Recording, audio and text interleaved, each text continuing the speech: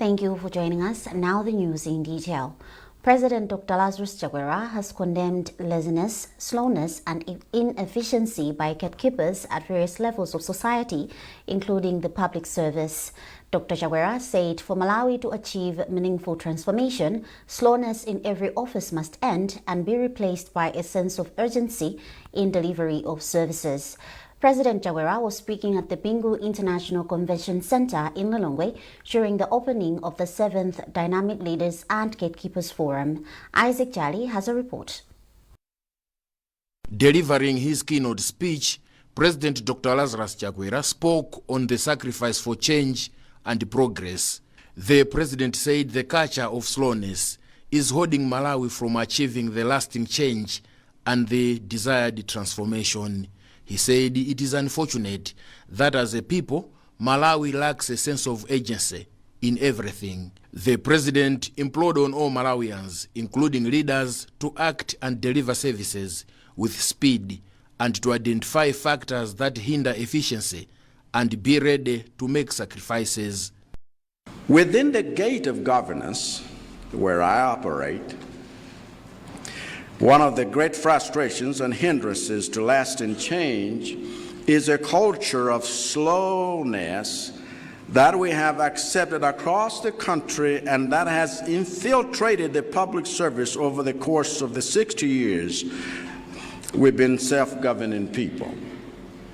As a people, we walk at a snail's pace, talk at a snail's pace, work at a snail's pace, and function at a snail's pace. We lack a sense of urgency in many areas because we do not realize that time is never on our side. In fact, we are a culture that believes the exact opposite. That Ntawiripo. That's a lie. The Malawi leader went on to deplore laziness among gatekeepers and leaders, saying laziness is retrogressive to development and the change that Malawi needs. The Malawi leader also emphasized the need for gatekeepers or leaders to cultivate endurance in their course of work. For some of us, perhaps the way that pride and ego gets in the way of achieving progress and change is by filling us with the, quote, Bwana spirit, end of quote, where we take our positions as an opportunity to make others work for us while we ourselves are lazy, show up late, leave early, take too many breaks, overuse our privileges, and are generally not as productive as those who report to us. And then we are not achieving as much change and progress as we would if we who are in positions of authority ensured that we occupy our positions as servant leaders who are proud to see others do all or most of the work while we enjoy or just enjoy the benefits and take the credit. Speaking during the ceremony, the executive chairperson of the Dynamic Leaders and Gatekeepers Forum and event host, Reverend Zach Kawalala, emphasized that every Malawian should be patriotic and resolve to rebuild the nation, as this is not a responsibility of a particular government, but a collective responsibility for all. Reverend Kawalala stressed that rebuilding Malawi demands patriotism and total commitment to do what is best for the country. He said the resumption of the rail services in the country, among many projects that government is implementing, is testimony that Malawi can be transformed into a better country. A true patriot is ready to sacrifice. I'm not sure how many of us seated here are really ready to sacrifice, or we want a position for ourselves. It is a spirit of sacrifice, and I dare say it is rare in our day, that makes patriotism a noble feature.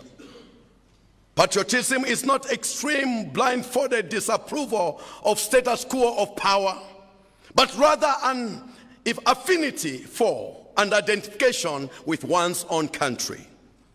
Patriotism is not unwavering emotion, and nor is it directed to a particular government or regime.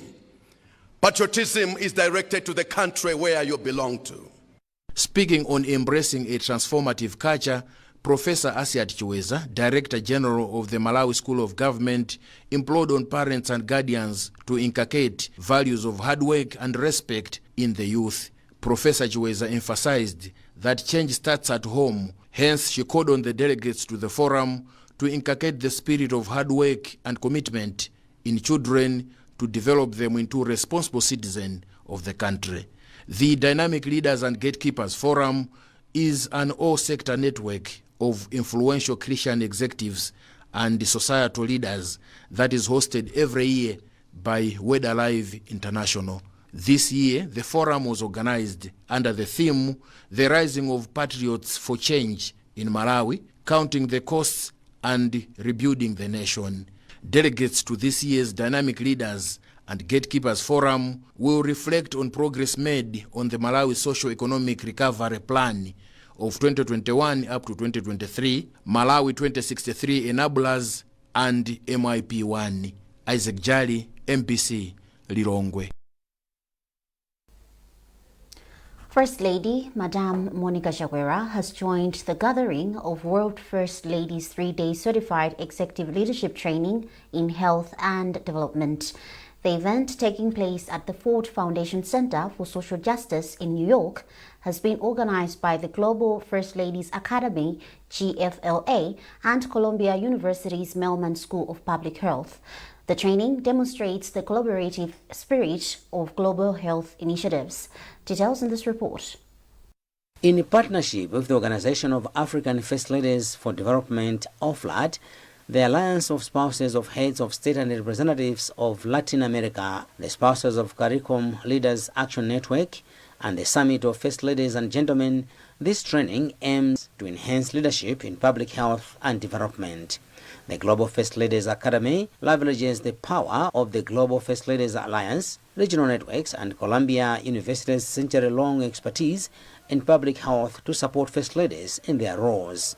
The program will provide a platform for discussing a wide range of topics, including cancer prevention, communicable and chronic disease management, maternal and child health, climate change, health systems, mental health, and gender equality in access to capital. This is based on current trends, critical research, and sustainable evidence-based approaches to health and development challenges. Founded in 2009, the Global First Ladies Academy has worked with over 79 First Ladies, empowering them to lead impactful health and development initiatives in their countries. Its first academy, launched in 2023 in partnership with Columbia University and OFLAD, included participants from Botswana, Burundi, the Gambia, Kenya, Mozambique, Namibia, and Zimbabwe. Meanwhile, U.S. First Lady Dr. Jill Biden has emphasized the importance of global partnerships to ensure enhanced development in the world. The annual general meeting of the Southern African Confederation of Agriculture Union, SACAU, has called for serious investment in the agriculture sector to enhance productivity. Farmers in the region are said to harvest an average of less than 1 ton of maize per hectare, far less than 10 tons that other nations harvest on the same piece of land. More in this report by Trust Officer. President of the Southern African Confederation of Agriculture Union, SACAU, Sinari, observed that most SADC countries are struggling to boost their exports because of low yields per hectare. Sinari adds that even though most countries have procured a lot of machinery to enhance value addition, most of the machinery is idle because there is nothing to process. You find the machine is sitting idle for more than half of the year, and this one will definitely skyrocket the production cost of the edible oil in the market. So what we're talking about is, yes, if we invest in agricultural infrastructure, things like irrigation, the farmers will be producing throughout the year. Though commending government for the strides the country has made to improve productivity, Farmers Union of Malawi Chief Executive Officer Jacobo Nyirongo has appealed for more financing towards the agriculture sector. Nyirongo believes this will help smallholder farmers improve usage of hybrid varieties as well as fertilizers. Access to improved seeds is also could be a challenge at times, and many instances actually. Small-scale farmers are not able to access good seed on the right time. So that affects productivity. The Southern African Confederation of Agriculture Union, SACAU, is a confederation of 12 farmers' unions in the SADC region. This year's conference, hosted by Malawi, is seeking solutions towards climate-induced disasters. Trust Office, MBC News, Lilongwe. The Anti-Corruption Bureau, ACB, on Wednesday arrested 6 people on allegations of corruption at the Department of Immigration and Citizenship Services. Speaking to MBC, Principal Public Relations Officer for ACB, Egri Tandala, the 6 people have been taken for questioning over corruption allegations. According to Ndala, the 6 arrested include 4 immigration officers and 2 civilians after an undercover operation. Ndala speaks to Lonjeson Sodoga. The Bureau, together with the Malawi Police Service, has actually arrested 6 people at the immigration offices, and 4 of them are officers, while 2 are non-staff members of the immigration department. This follows allegations we've been receiving about corrupt practices happening in the immigration department. As the matters still going on, we may not be able to give you all information about it because this is a matter that is still being investigated. It's an ongoing process because we conducted an undercover operation, and after that undercover operation, that's when we arrested these people, and the investigation is ongoing. Meanwhile, the Parliamentary Committee on Defense and Security has urged the Department of Immigration and Citizenship Services to improve on its operations and refrain from corrupt practices. Chairperson for the committee, Salim Bagas, made the remarks when the team visited immigration officers in Lilongwe. More in this report by Lonjeson Sodoga. The Parliamentary Committee on Defense made a surprise visit to immigration officers in Lilongwe to find out what is derailing speedy delivery of services to Malawians and foreigners. This follows concerns from the general public, ranging from difficulties in accessing passport forms to the issuing the passport itself, the whole process allegedly ridden by corruption. According to the chairperson for Parliamentary Committee on Defense and Security, Salim Bagas, a lot of Malawians are struggling to access passports while others are being charged exorbitant amounts to access services at Department of Immigration and Citizenship Services. Bagas says this is wrong and needs to be addressed accordingly. As representatives of the people, we have been receiving a lot of complaints that people are having problems to get their passports issued. There were so many allegations that there's corruption going on. There are people who don't work for immigration who are mediating and getting money in the long run. There were so many allegations. People cannot access forms. And today, as a committee, we thought of coming here to provide the oversight. The duties of immigration is to issue passports and other things, permits. But for them to be going out and start searching for people who are dobadobas and the like, for me, I think that is not viable. Immigration Commissioner for Operations Fletcher Nyirenda says currently the department prints around 900 to 1,000 passports per day countrywide due to resource challenges. Nyirenda, however, says the current system is temporal and that the department hopes to have a permanent system for speedy operations. To our clients and even the citizens in general, that the people that you are supposed to deal with, you're supposed to deal with the uniformed officers. Please don't make yourself vulnerable and fall victim to such situations because of desperation and stuff like that. Us as a department will put all the efforts in place to see to it that I think the issues that incentivize the dobadobas to be around, that they are out there so that they are actually flushed out on their own.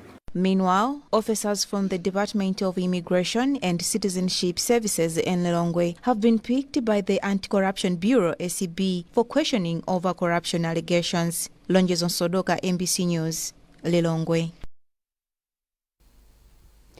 The Ministry of Lands has disclosed that it has completed 49 out of 67 houses which government is constructing for people with albinism across the country. Minister responsible, Deus Kumba, was speaking in the area of traditional authority Msogola in Zimba when he handed over a house to a family with 2 children with albinism. Alex Mangosi has compiled this report, being read by Jumeme Milul. Following a series of attacks on people with albinism in the past years, government directed the Ministry of Lands and Housing to start constructing strong and secure houses for them, handing over one house to the Mwale family, which has 2 children with albinism in Mzimba. Minister of Housing, Deus Gumba, says government will continue with the project to offer maximum security to people with albinism in the country. The program is continuing, like in this, for instance, this financial year, we have set aside resources to construct 15 more houses over and above the ones that I already mentioned. So as long as the Jaguar administration is still in power, rest assured that houses for people living with albinism will keep on being constructed across the country. Receiving the house on behalf of the beneficiaries, Principal Secretary in the Ministry of Gender, Nathan Mgala, called on individuals and organizations to join hands with government in protecting people with albinism, saying they did not choose to be born like that. She further said people with albinism have equal rights just like everyone. It's a symbol of what we are trying to do for people with albinism. Apart from the housing, behind that, it's the security issue that is affecting people with albinism. As you are aware, we have witnessed the cases of people with albinism being killed, being tortured, because of beliefs that their body parts are expensive, people can make money out of that. As we all know, that's not true. During the handover ceremony, Mberwa District Council promised to sink a borehole and construct a junior primary school in the area as one way of providing further security to the children with albinism. This is the morning edition of MBC News, and you're with me, Evelis Chingambe. A reminder of the top stories. President Lazarus Chakwera condemns laziness, slowness and inefficiency by gatekeepers at various levels, including the public service. The Anti-Corruption Bureau, ACB, arrests 6 people on allegations of corruption at the Department of Immigration and Citizenship Services. And in sports, FCB Nyasa Big Bullets will play against Zambia's Red Arrows FC in the preliminary round of the 2024-2025 Total Energies CAF Champions League.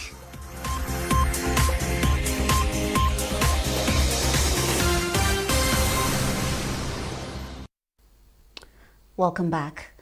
The Office of the Attorney General is reviewing an injunction obtained by plastic manufacturers that stops the Ministry of Natural Resources and Climate Change from implementing a ban on thin plastics.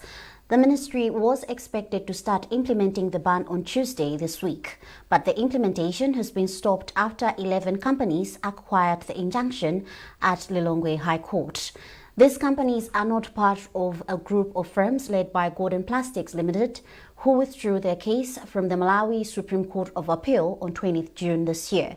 Public Relations Officer in the Ministry of Justice, Frank Namangale, has confirmed to MBC the Attorney General was served with the injunction as second defendant in the case. Namangale said the Attorney General will go to court and challenge the order. There was a case where some companies in Malawi had in the courts. The matter went up to the Supreme Court, where we had it withdrawn. That was on 20 June. Actually, the withdrawal were fraud a notice filed by these companies to have the matter withdrawn. The Supreme Court was set to hear this matter, but eventually, after this application, the matter was withdrawn. So what has happened this time around is that we have these 11 companies. These are totally new parties bringing up this matter. they are not a party to the initial case that was in court.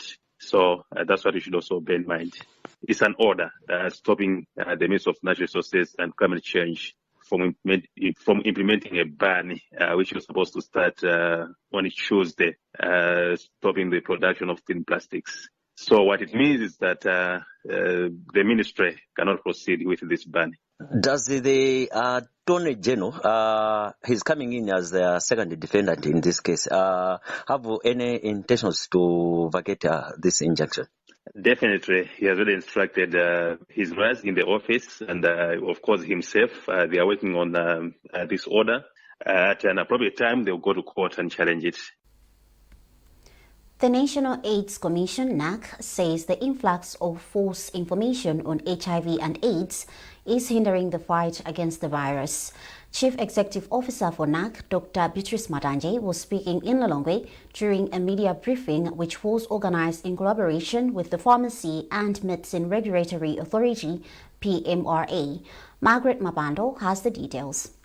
Social media platforms like TikTok have recently been flooded with rumors and adverts on HIV cure. The content creators are said to be buying medicine from pharmacies and replacing their stickers with those of Gamora, claiming and deceiving Malawians to be a permanent cure for HIV and AIDS. The development has compelled the National AIDS Commission and Pharmacy and Medicine Regulatory Authority to start sensitizing Malawians on the dangers of relying on false messages. Chief Executive Officer for NAC, Beatrice Matanje, says globally there is no cure for the disease and the virus can only be suppressed by taking antiretroviral treatment. The danger of believing this false information about the cure is that once they've been exposed to the product, they stop taking the ARVs. They will take this product, whether once or for however long they are told to take. Then after stopping the ARVs, after some time, the HIV virus is resuscitated, basically. So there is more replication of the viruses, the viral load goes high, and they become sick. We have lost lives where people stopped medication. Director General for Pharmacy and Medicine Regulatory Authority, Mphatso Gawaye, has since warned that advertising and publishing false medicines is a crime. The case in point here, the Gamora issue, is a falsified gentamicin products that was sold, purported to be sold as Gamora as a cure for HIV. And the falsification of a medicine, according to PMRA Act of 2019, the sanctions are 10 million kwacha and the imprisonment to 10 years. According to Pharmacy and Medicine Regulatory Authority, it is an offence under Section 98 of the PMRA Act of 2019 to manufacture, import, assemble, dispense and sell any medicinal product which is falsified and substandard. Margaret Mabando, MBC News, Lilongwe. The National Planning Commission has called for swift action towards the implementation of the country's key priority sectors for wealth creation. NPC Chairperson Richard Kandawire points out that delays in the allocation of adequate resources towards the ATM strategy is also delaying the attainment of goals set out in the national vision. More in this report by Trust Office.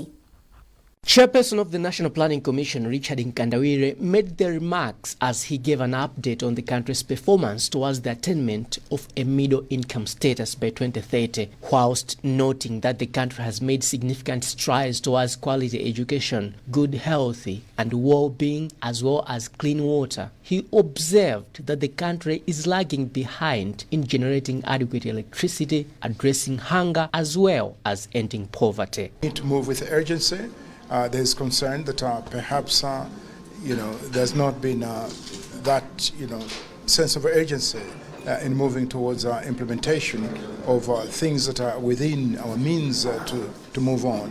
So this question of accountability by MDAs is important. The Commission has so far projected that the country needs to grow by an average of 10.6% every year from this year to be able to fully transition into a middle-income status, where on average every individual is able to get over $1,200 per year. Trust Office, MBC News, Lilongwe. New Chief Executive Officer for National Bank of Malawi, Harold Gia, says he intends to grow the firm's profits to $100 million by the year 2027.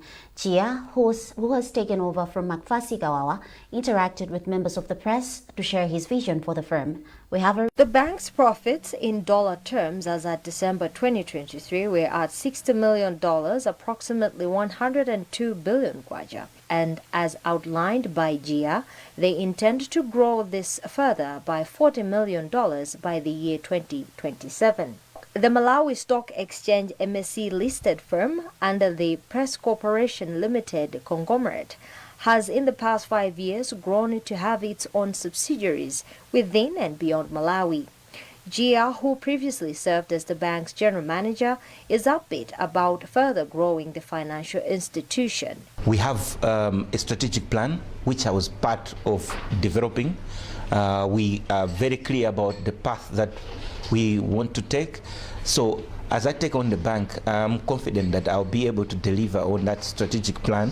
And our plan is to make sure that this bank is able to deliver $100 million profit after tax by 2027 and to be the #1 digital bank. That is my plan. We are #1 at the moment in the country, but I want us to be the #1 digitalized bank. Gia says National Bank of Malawi is also set to expand its regional footprint beyond Malawi and Tanzania, where it is currently operating, and also has its eyes on fintech.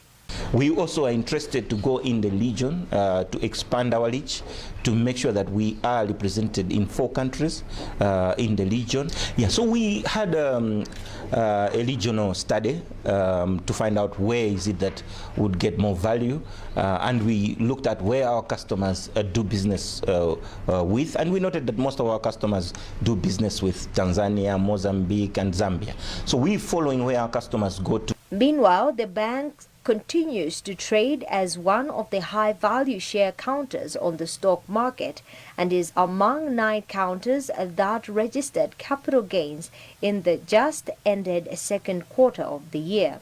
According to the latest MSC quarterly report, it has in the past 3 months recorded a 12.50% increase in its share price. Elin Chimoyo, ABC News, Blantyre.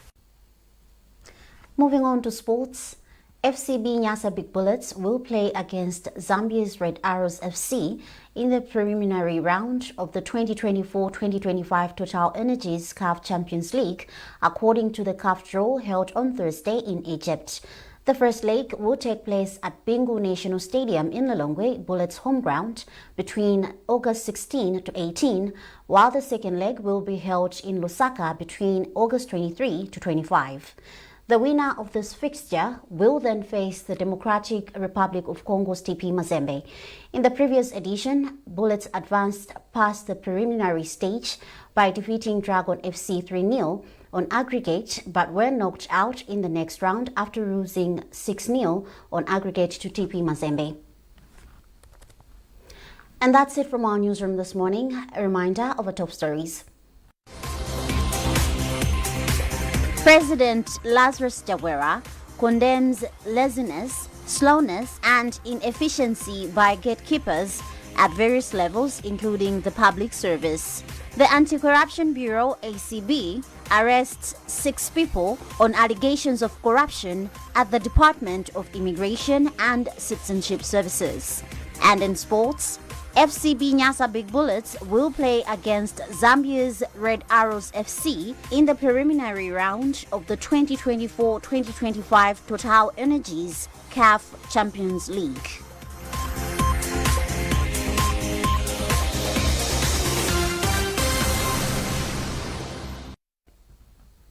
For more on these and other stories, follow Embassy Digital on Facebook, Instagram and X, and also our website, embassy.mw. You were with me, Evelyn Ngambe. Thanks for watching and bye for now.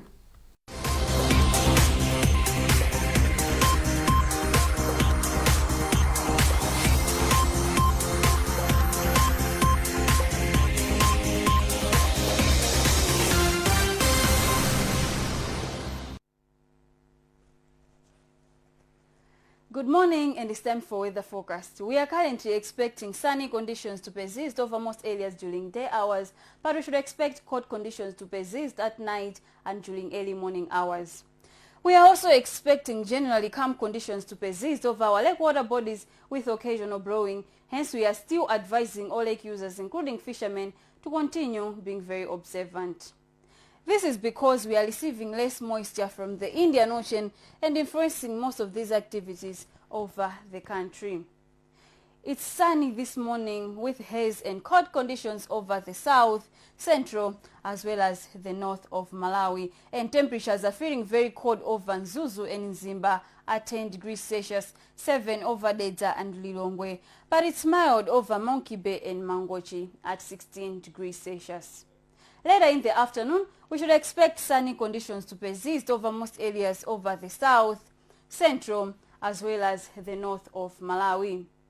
Temperatures will feel hot this afternoon over Ngabu and Nsanje at 33 degrees Celsius, 28 over Kasungu and Nchinji, but we should expect mild temperatures over Nzuzu and Nzimba at 23 degrees Celsius.